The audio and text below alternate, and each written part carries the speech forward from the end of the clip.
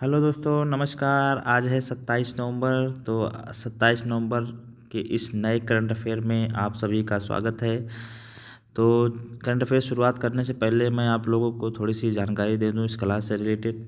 जैसा कि आप लोग जानते हैं कि हमारी यह कक्षा जो 10 से 20 मिनट की क्लास होती है, और इस 10 से 20 मिनट के क्लास में हम आपको संपूर्ण भारत तथा देश विदेश से संबंधित सभी करंट अफेयर को यहाँ पर हम लोग कवर करते हैं। साथ ही साथ यूपी स्पेशल के भी क्वेश्चन को इसमें हम लोग शामिल करते हैं। रोज़ाना डेली हम लोग 4 से 5 क्लास विस्तृत रूप से डिस्कस करते हैं, और साथ ही साथ इसके विशेष आज के दिन की विशेष के रूप में भी 2-3 फैक्ट क्लियर करते हैं। और वन लाइनर के रूप में भी जो क्वेश्चन ऑनलाइनर के रूप में हमारे एग्जामों में पूछे जाते हैं, वहाँ यहाँ भी हम लोग ऑनलाइनर के रूप में भी उस सवालों को डिस्कस करते हैं। और साथ ही साथ स्टैटिक जीके का भी पोर्शन यहाँ पर रखा जाता है। डेली 2-4-6 क्वेश्चन जो हमारे होते हैं स्टैटिक जीके से भी संबंधित रहते हैं। और अब हम लोगों ने नया एक इनोवेशन स्टार्ट कर दिया है। लास्ट में हम लोग एक क्वेश्चन भी आप लोगों से पूछते हैं, जिसका आंसर आप लोगों को हमारे कमेंट बॉक्स में देना होता है। तो आप लोग हमारी इस कक्षा से क्लास से जुड़ें और ज़्यादा से ज़्यादा लोगों को शेयर करें, ज़्यादा से ज़्यादा लोगों से सब्सक्राइब करें, और हमारी इस क्लास का लाभ सभी लोग इसका लाभ उठाएं। तो आप लोगों से निवेदन है कि हमारी इस क्लास को कक्षा को आप लोग सब्सक्राइब करें, अपने दोस्तों में, अपने पढ़ने वालों के साथ शेयर करें। यह आपके लिए बहुत ही लाभदायक साबित होगा। और जीएस का क्लास भी हम लोग बहुत जल्द ही स्टार्ट करने वाले हैं। तो चलिए देर न करते हुए शुरुआत करते हैं आज के हम लोग पहले सवाल से। तो आज का पहला सवाल है SIR। जी हाँ, इस समय भारत में कोई चीज़ सबसे ज़्यादा ट्रेंडिंग में है तो है SIR। जी हाँ, इसे स्पेशल इंटेंसिव रिवीजन कहा जाता है, विशेष गहन पुनरीक्षण इसका हिंदी में कहा जा रहा है। तो यहाँ पर हम लोग पहला क्वेश्चन देखेंगे, SIR फॉर्म डिजिटाइजेशन में कौन सा राज्य टॉप पर है। तो इसका ऑप्शन देख लेते हैं। Option number A Goa, option number B Rajasthan, option number C Kerala, option number D Uttar Pradesh. तो इसका राइट आंसर होगा ऑप्शन नंबर ए गोवा। जी हाँ, इसका राइट आंसर हो जाएगा ऑप्शन नंबर ए गोवा। चलिए अगली स्लाइड पर इसका हम लोग व्याख्या देखेंगे। तो इसका राइट आंसर हो गया गोवा। अब इसकी व्याख्या हम लोग पढ़ेंगे। भारत के चुनावी प्रणाली को आधुनिक बनाने की दिशा में एक महत्वपूर्ण कदम उठाते हुए चुनाव आयोग ने 12 राज्यों तथा केंद्र शासित प्रदेशों में विशेष गहन पुनरीक्षण SIR के दूसरे चरण का संचालन कर रहा है। जी हाँ, पहला चरण इसका बिहार में हो चुका है वहाँ पे, और उसी के थ्रू वहाँ पे एक विधानसभा चुनाव भी हुआ है। और दूसरा चरण जो है 12 राज्यों तथा केंद्र शासित प्रदेशों में चल रहा है। इस अभियान का उद्देश्य मतदाता सूचियों का सत्यापन और अद्यतन करना है, जिसके लिए बूथ स्तर पर अधिकारियों BLOs द्वारा एकत्रित नामांकन पत्रों के डिजिटलीकरण पर खास जोर दिया जा रहा है। जैसे जैसे 4 दिसंबर 2025 के समय सीमा नज़दीक आ रही है, राज्यों के बीच प्रगति की असमानताएं स्पष्ट होती जा रही हैं।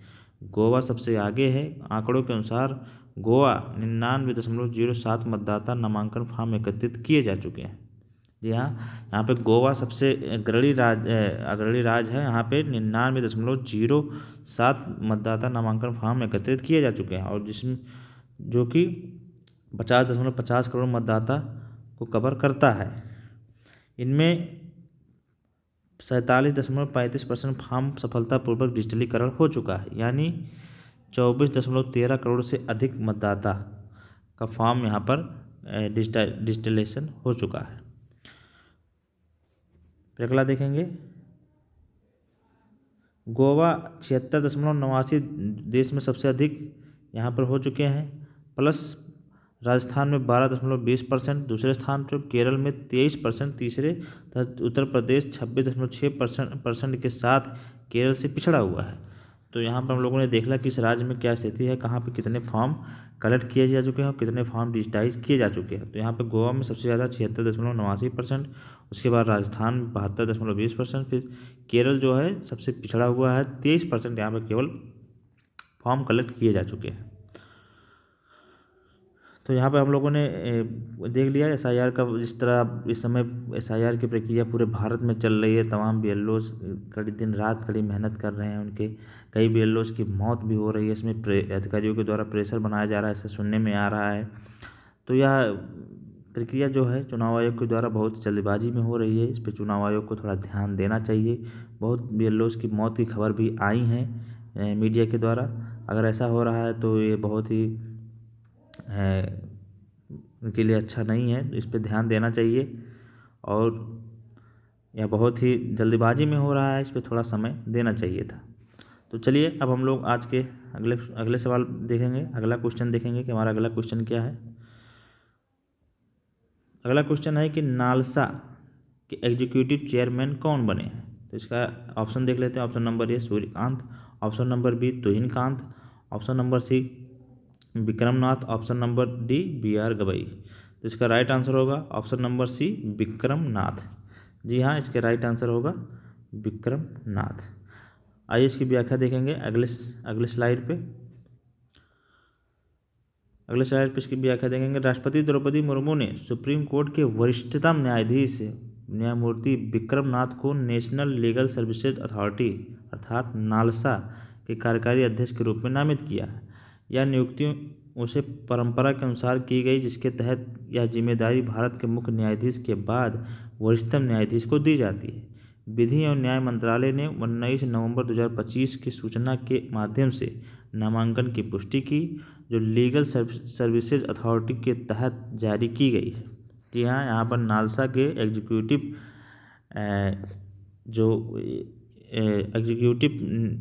को विक्रमनाथ जी को नालसा के कार्यकारी अध्यक्ष एग्जीक्यूटिव प्रेसिडेंट के रूप में नामित किया गया है। और यह उसे नियुक्त किया जाता है जो सुप्रीम कोर्ट में CJI के बाद सबसे वरिष्ठ न्यायाधीश होता है, उसे ही इसे नालसा का कार्यकारी अध्यक्ष नियुक्त किया जाता है। न्यायमूर्ति विक्रमनाथ 2021 से सुप्रीम कोर्ट के न्यायाधीश हैं। या गुजरात हाई कोर्ट के पूर्व मुख्य न्यायाधीश भी रह चुके हैं तथा इलाहाबाद हाई कोर्ट के प्रमुख न्यायाधीश भी रह चुके हैं। अपने नए पद में न्यायमूर्ति नाथ देश भर में नालसा की कानूनी सहायता पहलों का नेतृत्व करेंगे। और नालसा का उद्देश्य जो होता है गरीब, वंचित, कमज़ोर वर्गों तक निःशुल्क कानूनी सहायता पहुंचाना ही नालसा का मुख्य उद्देश्य होता है। तो यहाँ पर जो विक्रमनाथ हैं उनसे आशा की जा रही है कि उनका उद्देश्य गरीब, वंचित, कमज़ोर वर्गों तक निःशुल्क कानूनी सहायता पहुँच को मजबूत करना ही होगा। इसी क्रम में अगला देखेंगे। इसी क्रम में भारत के मुख्य न्यायाधीश सूर्यकांत ने, जो कि अभी हाल ही में 53वें न्यायाधीश बने हमारे सूर्यकांत जी, जस्टिस सूर्यकांत ने supreme court legal services committee SCLSC के अध्यक्ष के रूप में न्यायमूर्ति जितेंद्र कुमार माहेश्वरी को नामित किया। जी हाँ, हमारे मुख्य न्यायाधीश सूर्यकांत जी ने supreme court legal services committee के अध्यक्ष के रूप में न्यायमूर्ति जितेंद्र कुमार माहेश्वरी को नियुक्त किया। तो यहाँ पर 2 नियुक्तियों को हम लोगों ने पढ़ लिया, इसे आप लोग अपने नोट्स में ज़रूर लिख लेंगे। तो नालसा के कार्यकारी अध्यक्ष विक्रमनाथ तथा supreme court legal services committee के अध्यक्ष के रूप में जितेंद्र कुमार माहेश्वरी को नामित किया गया है। और नालसा की स्थापना, जैसा कि हम लोग जानते हैं, अगर नालसा की स्थापना पूछा जाए तो यह 1995 में हुआ था। चलिए अगला क्वेश्चन देखेंगे आज के सवाल पर। आज का अगला सवाल हम लोग देखेंगे कि आज का अगला सवाल क्या है। भारतीय सेना ने किस ऑपरेशन के शहीदों को 38 वर्षों में पहली बार श्रद्धांजलि अर्पित किया। आइए इसके ऑप्शन देख लेते हैं। Option number A operation Meghdoot, option number B operation Pawan, option C operation polo, option number D operation blue star. तो इसका राइट आंसर होगा option number B operation Pawan. जी हाँ, इसका राइट आंसर हो जाएगा हमारा option number B operation Pawan. आइए इसकी विस्तृत व्याख्या हम लोग पढ़ेंगे अगले स्लाइड पे।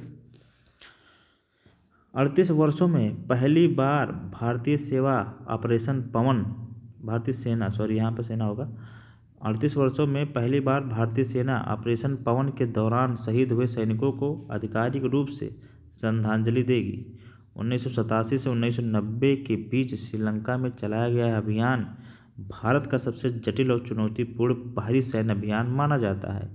इस लंबे इंतजार के बाद मिलने वाला सम्मान उसे बहादुरी को राष्ट्रीय मान्यता देता है, जो हजारों सैनिकों ने तमिल और सिंहला संघर्ष के कठिन दौर में दिखाई गई थी। जी हाँ, यहाँ पर हम लोगों ने पढ़ा कि 38 वर्षों बाद जो कि श्रीलंका में यह अभियान ऑपरेशन पवन चलाया गया था, जो कि तमिल और सिंहला के संघर्ष के दौरान यह चलाया गया था। ऑपरेशन पवन की शुरुआत 1987 में हुई थी, जब इंडो श्रीलंका समझौते के तहत श्रीलंका में भारतीय शांति सेना IPKF की तैनाती की गई। इसका उद्देश्य था कि उत्तर और पूर्वी श्रीलंका में शांति बहाल करना था तथा LTTE, यहाँ पर ई होगा, LTTE liberation tiger of Tamil Eelam सहित समूह को निरस्त करना था तथा अशांत क्षेत्र को स्थिर करना ही इसका मुख्य उद्देश्य था। इस मिशन में 1171 भारतीय सैनिक शहीद हुए और 3500 से अधिक घायल हुए थे तथा मेजर रामास्वामी, जो कि इस अभियान का हिस्सा थे, मेजर रामास्वामी परमेश्वरन इस अभियान का हिस्सा थे। उन्हें 1987 में मरणोपरांत उनके कर्तव्य और उनके साहस को लेकर परमवीर चक्र से उन्हें सम्मानित किया गया था। तो यहाँ पर हम लोगों ने जैसा पढ़ लिया कि यह ऑपरेशन जो पवन है यह हमारे श्रीलंका में LTTE के समूह को निरस्त करने के खिलाफ चलाया गया था, जो कि उस समय वहाँ पर बहुत ही एक्टिव था ये समूह LTTE, जो कि तमिल और सिंहला के संघर्षों का एक हिस्सा था। और इसमें लगभग 1171 भारतीय सैनिक शहीद हुए थे, 3500 से अधिक घायल हुए थे। तो यहाँ पर हम लोगों ने पढ़ लिया। अब यहाँ पर हम लोगों ने थोड़ा और ऑपरेशन के बारे में जान लेते हैं। ऑपरेशन ब्लू स्टार जो है यह जून 1984 को भारतीय सेना द्वारा स्वर्ण मंदिर अमृतसर में चलाया गया था तथा ऑपरेशन मेघदूत जो है यह 13 अप्रैल 1984 को सियाचिन में भारतीय सेना द्वारा चलाया गया था। ऑपरेशन पोलो की बात करें तो ऑपरेशन पोलो हमारे हैदराबाद को मिलाने के लिए ऑपरेशन पोलो भारतीय सेना द्वारा चलाया गया था। हैदराबाद रियासत को भारत में मिलाने के लिए ऑपरेशन पोलो अभियान चलाया गया था। तो यहाँ पर लोगों ने जो बाकी के ऑप्शन थे उसको भी हम लोगों ने यहाँ पर डिस्कस कर लिया, ऑपरेशन ब्लू स्टार, ऑपरेशन पोलो तथा ऑपरेशन मेघदूत को भी। चलिए अब चलते हैं आज के अगले सवाल पे। आज का अगला सवाल, चौथा क्वेश्चन हम लोग देखेंगे। चौथा क्वेश्चन है, सूर्यकर्ण युद्ध अभ्यास किन देशों के बीच हुआ? ऑप्शन है इसके, पहला ऑप्शन है option number A Bharat Nepal, option number B Bharat Kyrgyzstan, option number C Bharat Bangladesh, option number D Bharat Maldives. तो इसका राइट आंसर होगा option number A Bharat Nepal. जी हाँ, सूर्यकर्ण अभ्यास हमारे भारत और नेपाल के बीच किया गया। आइए इसकी व्याख्या हम लोग पढ़ते हैं अगले स्लाइड पे, इसकी व्याख्या पढ़ेंगे। सूर्यकर्ण का 19वां संस्करण युद्ध अभ्यास उत्तराखंड के पिथौरागढ़ में शुरू हुआ। यह भारत और नेपाल की सेना के बीच एक संयुक्त सैन्य अभ्यास है जो 25 नवंबर से 8 दिसंबर 2025 तक आयोजित किया जाएगा। इसमें भारत के 334 कर्मियों वाले भारतीय दल का प्रतिनिधित्व असम रेजिमेंट के सैनिक कर रहे हैं और वही नेपाली पक्ष का प्रतिनिधित्व 334 कर्मियों वाले दल का प्रतिनिधित्व मुख्यतः देवी दत्ता रेजिमेंट सैनिक कर रहे हैं। जी हाँ, इसे हम लोग याद रखेंगे कि भारत की तरफ से यहाँ पर असम रेजिमेंट तथा नेपाल की तरफ से देवी दत्ता रेजिमेंट इसमें भाग ले रही हैं। इससे प्रतिभागियों को एक दूसरे से सीखने का अवसर मिलेगा। सर्वोत्तम अभ्यासों को साझा करने से भारतीय सेना नेपाली सेना के बीच रक्षा सहयोग का स्तर बढ़ेगा। यह अभ्यास दोनों पड़ोसी देशों के बीच मजबूत द्विपक्षीय संबंधों को भी बढ़ावा देगा। तो यहाँ पर हम लोगों ने पढ़ लिया कि नेपाल के साथ सूर्यकर्ण का 19वां संस्करण युद्ध अभ्यास जो कि 25 नवंबर से 8 दिसंबर 2025 तक उत्तराखंड के पिथौरागढ़ में आयोजित किया जा रहा है। तो नेपाल, जैसा कि नेपाल के बारे में हम लोग ने जानते हैं कि नेपाल में वहाँ पे जो KP शर्मा ओली सरकार थी वहाँ उनको नेस्तनाबूद कर दिया गया और इस समय वहाँ पे सुशीला कार्की जो है वहाँ के अंतरिम अध्यक्ष हैं और वहाँ पे जल्द ही चुनाव होने वाले हैं। तो इस हम लोगों ने नेपाल के बारे में पढ़ लिया। नेपाल की राजधानी जो कि काठमांडू है, आप लोग जानते होंगे। अब हम लोग चलेंगे आज के अगले वन लाइनर के फैक्ट पे। वन लाइनर में आज हमने 6 क्वेश्चन रखे हैं। आज 6 क्वेश्चन को डिस्कस करेंगे, वन लाइनर के रूप में है जो कि। तो पहला क्वेश्चन है, वर्ल्ड बॉक्सिंग का अध्यक्ष किसे चुना गया? तो ये हमारे गेनादी गोलोवकिन को, जी हाँ, वर्ल्ड बॉक्सिंग का अध्यक्ष गेनादी गोलोवकिन को चुना गया है। अगला क्वेश्चन देखेंगे, यूके विमेंस ब्लिट्ज चैंपियनशिप 2025 का खिताब किसने जीता? तो हमारे बोधना शिवनंदन जी ने जीता है। यूके विमेंस ब्लिट्ज चैंपियनशिप 2025 का खिताब बोधना शिवनंदन जी ने जीता है।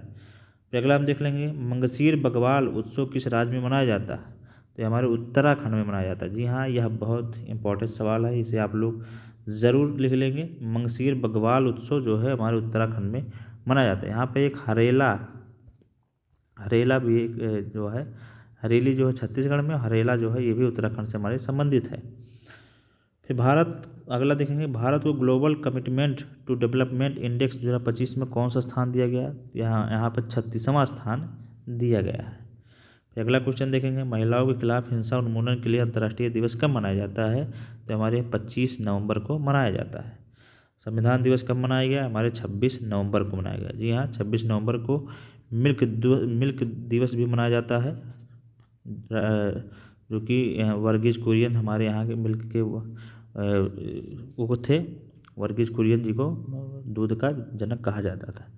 तो यहाँ पर ऑपरेशन फ्लड उन्होंने वर्गीज कुरियन के नेतृत्व में 1970 के दशक में चलाया गया था। और 26 नवंबर के दिन हमारा संविधान दिवस भी मनाया जाता है तथा मिल्क डे भी मनाया जाता है। चलिए अब चलते हैं आज के दिन विशेष 26 नवंबर में। आज के दिन के विशेष में हम लोग देखेंगे कि आज कौन कौन से फैक्ट शामिल किए गए हैं। तो आज के दिन के विशेष में 1885 में आज ही चक गणराज्य के पराग में खगोल शास्त्री लैंडिस्लास बिनेक ने उल्कापिंड की तस्वीर ली थी। यह पहली बार था जब किसी उल्कापिंड के पथ को फोटोग्राफी प्लेट पर दर्ज किया गया था। इससे दृश्य अवलोकन की तुलना में अधिक विस्तृत अध्ययन संभव हो पाया था। तो हम लोगों ने पहला फैक्ट क्लियर कर लिया आज के विशेष में।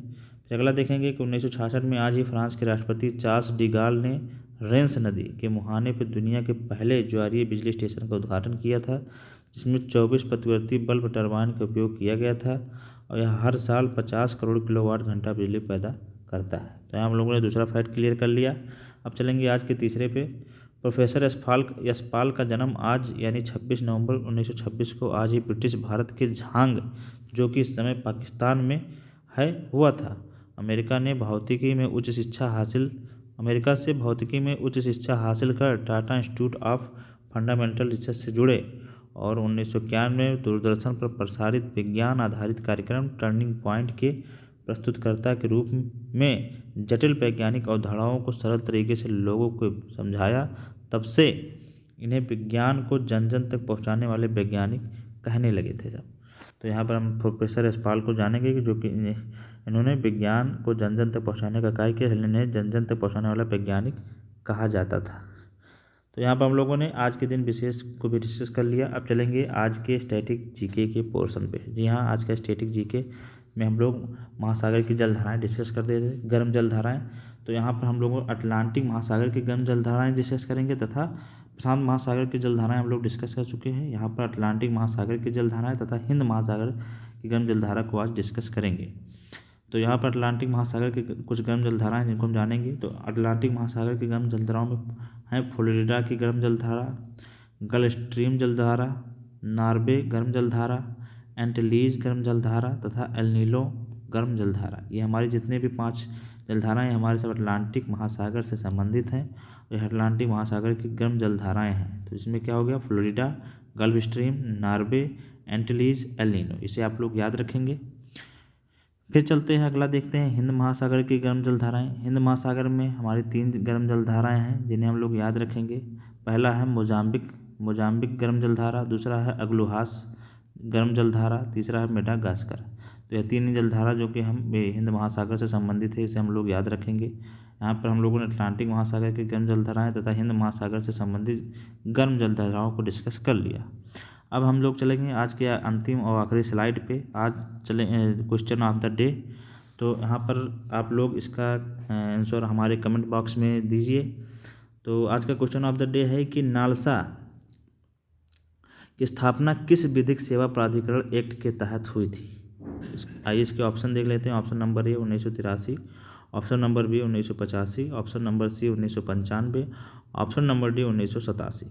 तो इसका आंसर आप लोग हमारे कमेंट बॉक्स में दें और बताएं कि यह नालसा की स्थापना जो है, आज चूँकि हमने नालसा का क्वेश्चन भी हमारे करंट अफेयर में था, तो आप लोग इसका आंसर ज़रूर दें कि इस नालसा की स्थापना किस विधिक सेवा प्राधिकरण एक्ट के तहत की गई थी। तो इसका आंसर आप लोग हमारे कमेंट बॉक्स में दी।